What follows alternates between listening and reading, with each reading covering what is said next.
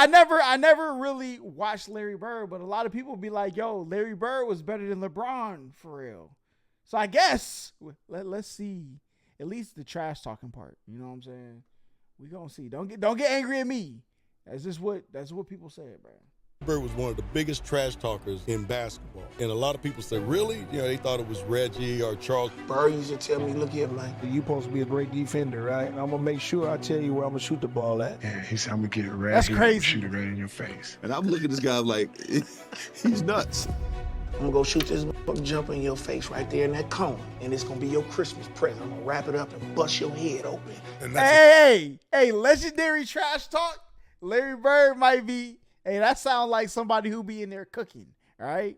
Exactly what he did. If he tell you going to hit a shot in a certain place, he going to do just that, and ain't nothing you can do about it. Been a better player each step I took. I was able to do a little bit more than the other guys. I had a green light. I could make plays, but I always knew early on, especially when I was a junior, senior high school, that probably the outcome of the game was going to depend on me. Oh, wow. I interviewed Gary Payton, a venomous trash talker. And I asked him who the most vicious trash talker he's ever encountered. He said Larry Bird. Is that DJ Vlad? No question. Bird talk shit like we. Oh, nah. He turned it into the WWE, though. Draymond be out there suplexing people, man. He talk Let me tell y'all something. Bird used to tell me, look here, man. I'm gonna go shoot this motherfucking jumper in your face right there in that corner. And it's gonna be your Christmas present. I'm gonna wrap it up and bust your head open. All that shit. He told me, young fella, let me That's tell you crazy. something. I can shoot a jumper anywhere I want to. You supposed to be a great defender, right? I'm gonna make sure I tell you where I'm gonna shoot the ball at. And I was like, man, come on now, you're not gonna shoot the ball. And so he said, I'm gonna take you over in that corner right there. You see it over there by my bench, right? And Tell us, you gotta be cooking, all right? Cooking. and I'm gonna give you something, and it's gonna be this jumper. So he went right to that corner, and I'm up on him, I'm under him. And he said, young fella, what did I tell you I was going to do? And he turned around, raised up, and it was all drones. And I said, shit, I ain't going to mess with you no more. Hey, man, listen. You got to clamp up after that. You got to take that battle straight on, all right? He was the coldest dude I ever seen with that shit, man. Everybody be talking about these greats. They don't be always mentioning him. He was the shit. I believe it. If I do enough research, I'm not one of them people who think just because, the era different, you know what I'm saying? People can, hey, listen, I know talent, okay? Yeah. Shit, man. He'll give it to you any way he wanted to. Larry Bird was cold. Bird didn't talk trash to you, Oh, did he? my God. Bird talked trash to everybody. I always tell the story about Larry Bird. I remember him, he was cursing under his breath. And I asked him, I said, Larry, what's going on with you? He says, you guys are being disrespectful to me.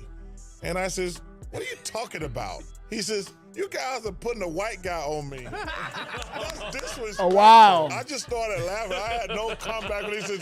He says, it's disrespectful when y'all put a white guy on me. Larry said, I'm insulted that they would put a sorry dude like you on me. He said, no, I don't even want to play no more. He would drop the ball and take a turnover.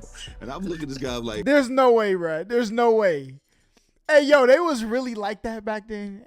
All right. I'm going to need some game tapes. All right? Send me the game tapes. he's nuts, The story goes that when he played against Denver, they had a guy named John Hansley, a white guy, really good defender, right? Okay. They put him on Larry, and Larry was wearing his ass out. Absolutely. And Larry would run by the bench and tell Doug Moe, who was the coach, get him off me. That's disrespectful. Put a black guy on me. Because when he played back in the day, that's all he played against was brothers. So he was like, I had to torch his ass so they understand. That's crazy. He got on the roll. The brother, get somebody else. You got to be getting cooked for that to happen. It's like shooting the ball. Every shot was going in. All right, he runs by Frank Layden, who Okay, that was crazy. All right, that was a tough shot. the funniest guy in the league, and Frank is coaching, and Larry says to him, hey, Frank, don't you have anybody on that bench who can guard me? He goes, so nobody out here can. Frank looked down at the bench and goes, no.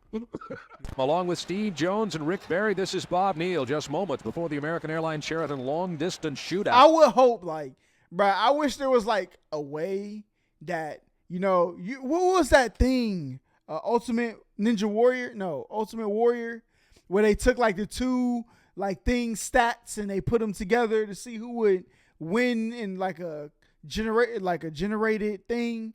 I wish there was a way to do that to see who is really the GOAT. The All-Star game is in Dallas, the first 3-point contest, and he just starts looking at guys, doesn't say a word, and people are getting kind of nervous. Everybody's sitting there, everybody's real quiet. You knew the guys, but you never were around them. And nobody's really saying anything, so I walk in and look around, and then he finally speaks and says, I'm just. I think both have their highlights, new school and old school. Old school had their style. Like new school, I feel like is more of a show as opposed to strategy. I would say that. Just looking to see who's going to finish second. And says, I hope I think it takes a talent to make it a show while you're doing it. you guys in here are thinking about second place because I'm winning this. Excuse me? Did you really say that? Who's playing for second? Yeah, I did. I felt so bad. That's crazy. When you walked in there, what were you thinking when you made that announcement to the room? Just messing with all those guys? I know going into that, I remember in the locker room. Deadliest Warrior, that's what it was. So Deadliest Warrior, if we could figure out like who would actually be the best, because we can only go off of. I would imagine as people got better, defenders also got better. You know, just a lateral movement. Like, so I think we don't know if that skill could have transitioned, you know what I'm saying, to the more quicker like defenders. I don't know. Robert said something that there's no way in the hell I was going to win that. But I think to say for him to shoot behind the backboard, clearly, all right, you got to be good to do that. 3-point contest, so I knew right then I had to win. That check said my name on it for a week now, and I knew I was going to win this thing. I've been practicing, and my teammates said I wasn't going to win it, but I came back and lucked out, really. Bird would luck out again the next year, but in 1988, it looked like his luck had finally run out. He certainly doesn't have that normal Bird rhythm going for him. Seconds remaining, has only 7, has to beat 15. That's 8, Okay. make it 9. And 10. You gonna make the comeback? At 11 as we're counting. 13. Huge rack that time for Bird. He's still got to drop one here quickly. 14. This is a tie for the money.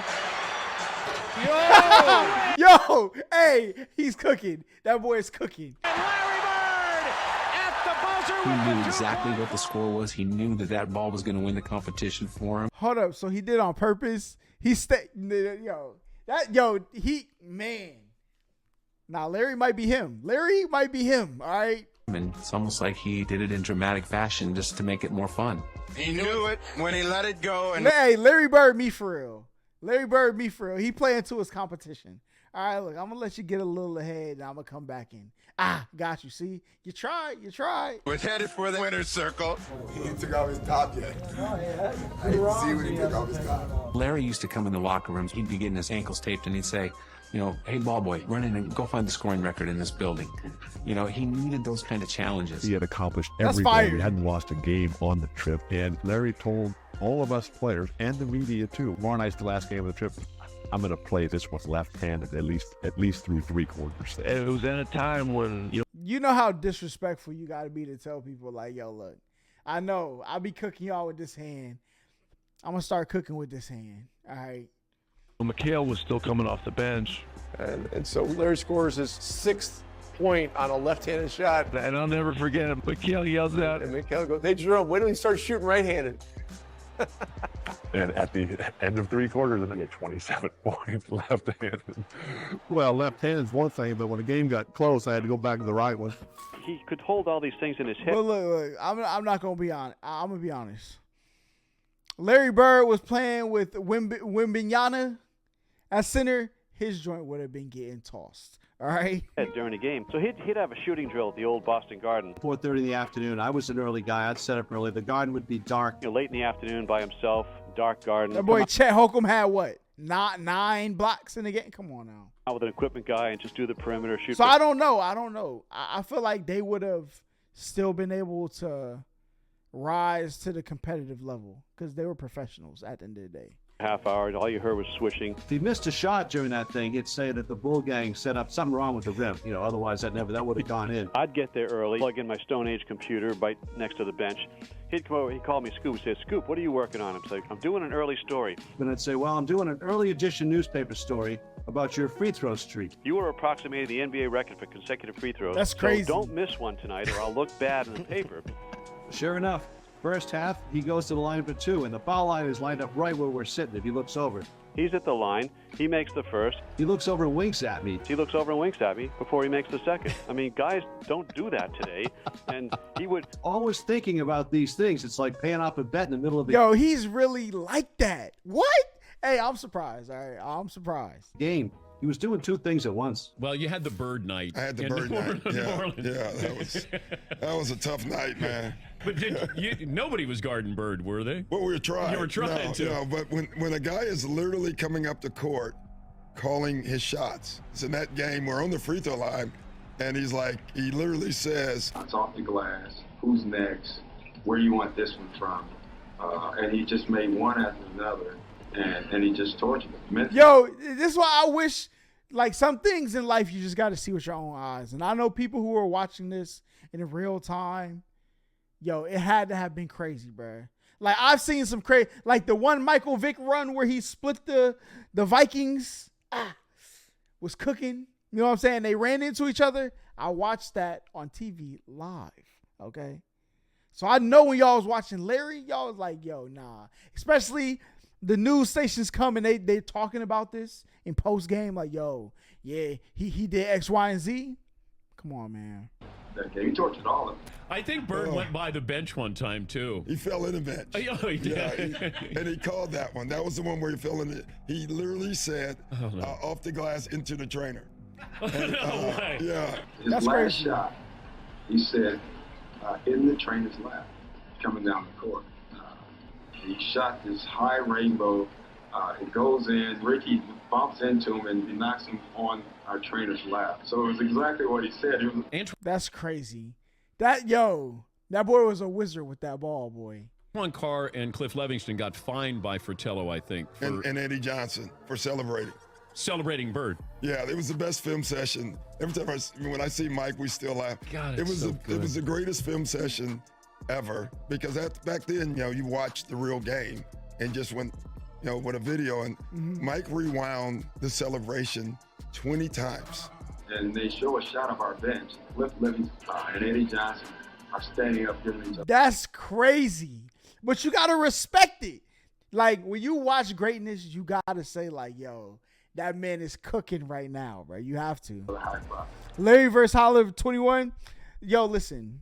NBA players are so good, bro. They're just extremely. Imagine, like, me playing, like, a retired Pac-Man world champion. It don't matter. They're going to cook me, bro. They're going to cook me. All right? I mean, everybody was entertained by this. Even the guys on the Atlanta bench. They got fined for that, I heard. Yeah. Watch the reactions on the Atlanta. They got fined for showing love. That's crazy. You see Scotty Hastings with them. Yeah. Watch Cliff Levingston over here. I think this is Cliff. Fratello wouldn't let it go. He just kept rewinding. Showing the guys, you remember they were giving each other high five. And then somebody falls off the bench. Yeah, too. that was Eddie Johnson. Yeah. Eddie Johnson falls off the bench in laughter, and Antoine Carr and Cliff gives each other high five. Imagine you look over, you getting cooked by your opponent, and your team is cheering. Boy, I know you would be heated. And our film session was 20 minutes of that. Yeah, and so it was a bad night. The first game against Larry Bird, it was shocking. And I'm a rookie, I go shake his hand, and he put both hands behind his back. And I'm saying, okay, he's getting his head ready to play. First play of the game, he says, I don't know where they got you guarding me, Holmes. And he shoots a 3. I was pissed. I said, yo, that's what makes the game fire, though. To be able to trash talk without it going to, like, mink, mink, mink. You know what I'm saying? Because that's like a respect thing. Like, all right, wow, I'm going to cook you today because you going to have your days you cook. Other people going to have their days they cook, right? I wasn't mad he hit the 3. But, like, the trash talking just makes it like, yo, I got to win, bruh. But this just called me Holmes. And so it's set up for a really interesting game. Because I remember one time I came down and I dunked it on him. He laying on the ground. He fouled me, and I'm pointing. And he said, hey, Rook. I said, what? He said, I like you. He said, you got balls, but I'm still going to get 30 on your ass. That's crazy. He got about 38, so he kind of proved his point. But I had to pay my dues. I wasn't upset about that because, back then, as a rookie, you got to pay your dues. Simple as that. It was funny, the first time that I played in my rookie year, I guarded Larry Bird, and it took me about That's 10 minutes to realize I should be probably guarding him instead of staring at him. And he came down. It was funny. He came down one time, and Mark West. Bro, you got to lock in, bro. People get up there and start, oh, my. Come on now. This was the center on our team, and Larry looked at me, and then he looked at Mark, and he said, Mark, I'm going to go down. I'm going to come off the screen. I'm going to catch it right there. I'm going to turn around. I'm going to shoot it in the rookie's face. And then I'm going to run down the floor. And that's exactly what he did.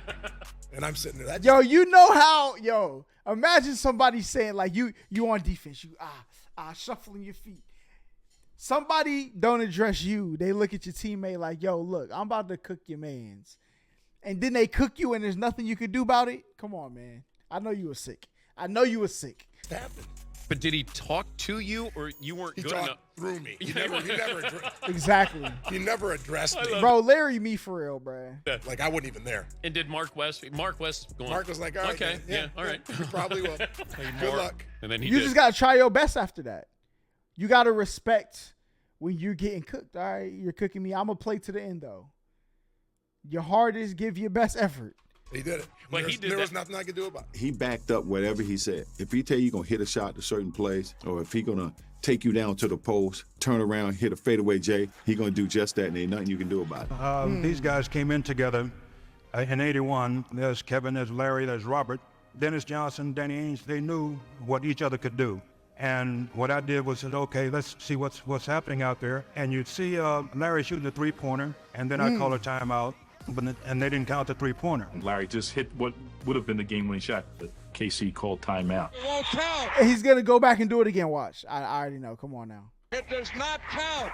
Boston had called a timeout. Larry came back to the bench, and he was a little upset. So he's very upset with that, so I diagrammed the play. He says, heck with the play, Case. Hey, guys, when I come back after timeout, I'm going to go right to the same spot. I'm going to kick it in. Give me the ball and tell all the rest of the guys to get out of the way. I said, shut up, Larry. Oh, wow.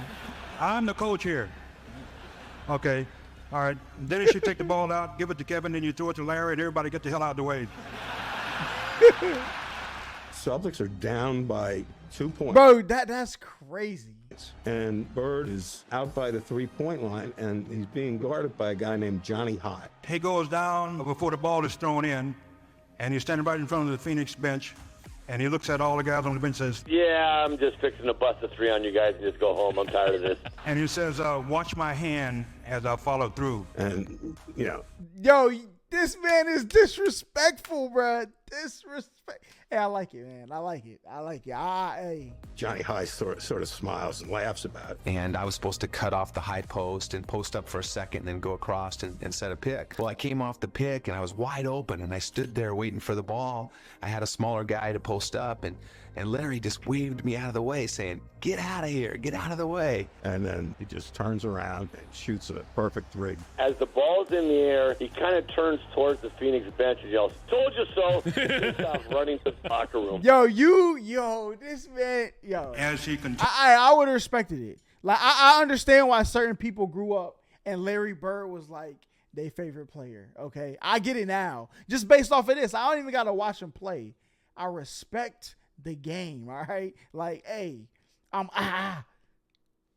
Continues on. This is what I'm about to do. Even if you don't, to have that confidence to do, come on, man. To the dressing room. Now, if you start making your team lose because you got too much confidence, you start pulling some Lance Stevensons, you're done, all right? Now, that's what you call arrogance. And from that time, I learned to run Larry's play, not the coach's play. He wanted the light on him. He wanted the focus, and he wanted that ball. And in case he would ever call somebody else's play, Larry would just say, no. I'm shooting this ball, and he would. I get a charge when I tell someone on the opposing team that I'm going to hit the last second shot and then do it.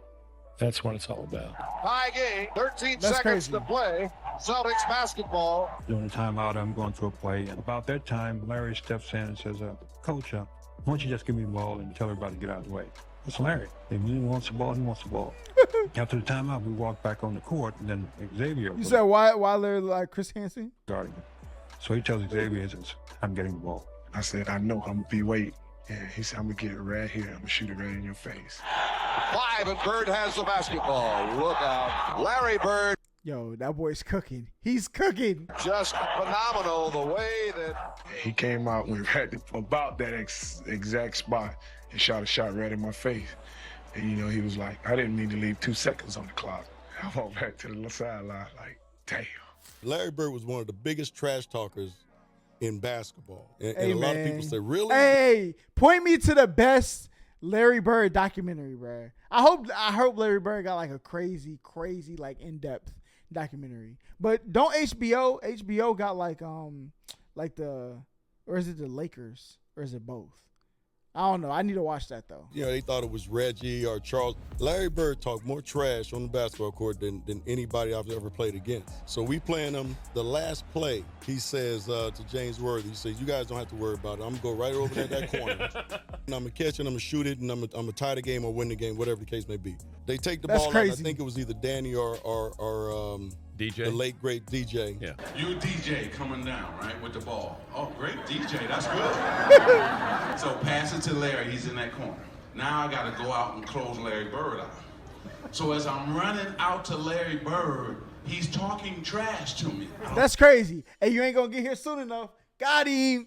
Hey, bro, when you're good at a sport and you can talk like that, that's gotta be like the best. All right, and you gotta respect when it happened to you. Cause like, dang, I'm getting cooked right now. I'm getting fried. I don't know why you running out here. But that's how you used to play in the neighborhood, just talking trash. Who says that in the middle of the game? He said, I'm gonna wait till you get 1 step away from me and I'm gonna shoot it right in your face. So I got 1 step away. He shoots it all net. 3-pointer, good. Take the ball out, man crow right to the corner. That's crazy. Shot a 3. Game over. It's like, are you effing kidding me? And he turned to me and said, you did all that running for nothing. Bro, facts. Yo, Larry's that guy, dog. You said in such a calm way that you didn't think it was trash talking, but it's trash talking. You're not going to tell me you're going to go over there and shoot the ball in my face. That's trash talking. But he would tell you before the play even started. He'd tell you where he's going. He'd tell you when he catches it, there's nothing you could do about it. Crazy. And it was great trash talking because it wasn't vulgar. I mean, he wasn't pounding his chest. You can just be standing next to him. You know, I would jump out and try to block a shot on rotation, and he'd say, Scott. The only thing is when you trash talk and you do awful in the game, but that's the thing though, is you got to do it because of the love of the game. You trash talk until the scoreboard hits 0. All right, you keep, cause you gotta back up them words. You jump high, but you don't. All right, you might have got that one. I'm about to clamp you this time. They cook you. Hey. Jump that high. You can't get this. So, Scott, you're a little too late. Scott, you're not getting that. Why you even jumping? Why say- you running out of it? But it was do all that. game. He'd say something like, don't do that. Yeah, don't do that. Facts, you still don't reach. Come on, man. Yeah, I mean, he talked the whole game, and it was, you know, after the game and after years of thinking about it, you're like, man, that dude, why he's one of the greatest players ever played. He was ridiculous. Bro, nothing's more crazy than when you're like clamping somebody on defense and people start to yell, he don't want the ball. Listen, you know you cooking right then. He came on here. Our sportscaster played the Superman thing. Now, if somebody yelled that out and you got the ball, you better go crazy, all right? You better break the press, whatever you got to do. When he was talking about him that night after the game, because he did everything, Right. points, rebounds, assists, just steals, you name it. Larry has such a great mind for the game. I had a lot of respect for him as a competitor. That competitive nature, the work ethic, because I asked a lot of questions. You know, playing with Byron Scott, I asked him a lot of questions.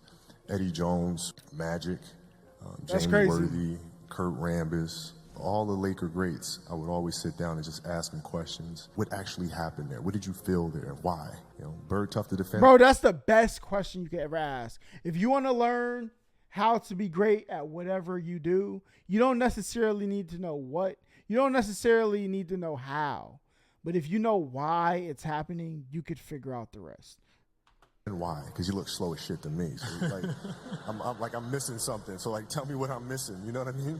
You know, like I was saying, growing up in Boston, people all used to always talking about that he can't jump, he can't do this, he can't do that. And, you know, a lot of my friends was like that, you know. So, I got to the league. I called all my friends back up. I said, you know. Hey, y'all don't know what y'all talking about. This boy's in here chefing. All that trash that you were talking, you need to squash all that. This man is great. Whatever you were saying, for a man who can't jump, he's demolishing everybody. He's doing it on everybody. He's doing it on the best defensive players in the league. Yeah. I never forget driving, and I'm listening to a game. It's New Mexico State playing Indiana State. I don't really care about the game, but New Mexico State is right up the streets from El Paso, and I went to UTEP, and we're big rivalries. So I'm hoping that Indiana State will beat New Mexico State. And I'm listening to the radio, and I have no Now Larry's cooking though. Larry's cooking. clue of the players on He can come hoop for sure. the team. All of a sudden, this name keeps coming. Bird. He goes to the right. Bird. He makes the shot. Bird. Nah, he was LaMelo before LaMelo, bro. Bird. I said, God damn, who was Pulling up from half court. Come on, man. Bird? Bird. You know, here's Bird. And Bird this and Bird. Oh, did you see the pass that Bird made? You know he was putting in hours, bro. I don't even know where Larry Bird's from, but I know he was putting in hours on that basketball goal, dog. He could probably hit trash can shots. You know, where else do you shoot? Little laundry shots. I can't see it, but I'm just trying to imagine it. Never When the miss time nothing. I got to the end, I said, damn, that brother can play. When I got the newspaper the next morning and saw Larry's picture, I said, damn. Larry, it wasn't you know, be honest with you. The young lady that said you were her favorite player, mine too. I love you too, Magic, but not as much as I like Bird. People always talk about great That's basketball crazy. players, and they don't never mention him to be up in that round. But Larry Bird was cold. I don't think nobody ever could get out with him. You ask Magic. That's why Magic had a run, and he was mad when he had to retire in '92 because of what he was going to be missing with Larry Bird. And then you remember Larry Bird took 2 more years, and then he quit because he said his main guy who he wanted to play against is gone. What? Imagine being like, yo, there's nobody else nice enough. I think I'm going to leave the game, man. Y'all got it. Tell this story. We're in LA and I'm hurt. I got a pulled hamstring, so I'm not playing tonight. So I can't play against the Celtics. You know, I'm killing myself. You know, Larry's warming up. The anthem is sung and get introduced. And right before they go out on the court, Larry comes down. He says, you know what? Since you're here, I'm going to put a show on for you. So you just sit back and watch, okay? Don't worry. Yo, that's so fire, bro. I'm going to put a show on for you. And I'm like, man, get out of my face, man. Want to hear that? You know, that's Celtics and the Lakers. And he went out.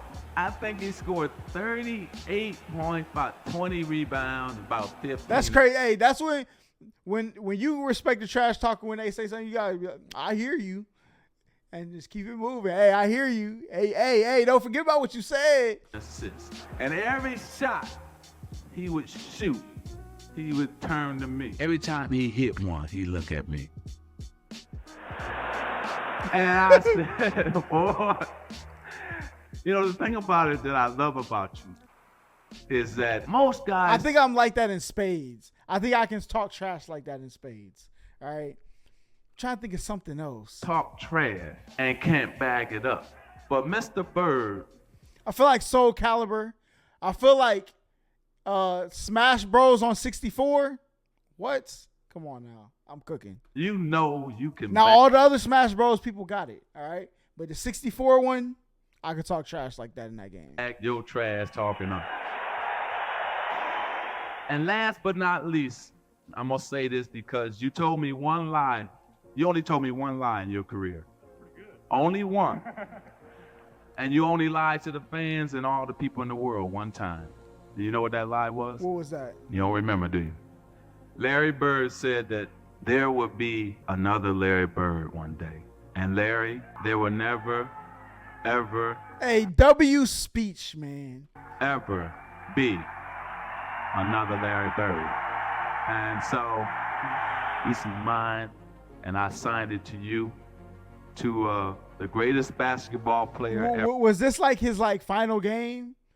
Or like his going away? But more important, a friend forever. I love you, I respect you, and I admire you.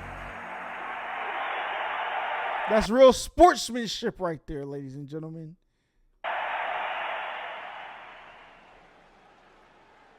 They probably done push, shove, came off screens, reached in, hard foul. But look, they respect the game.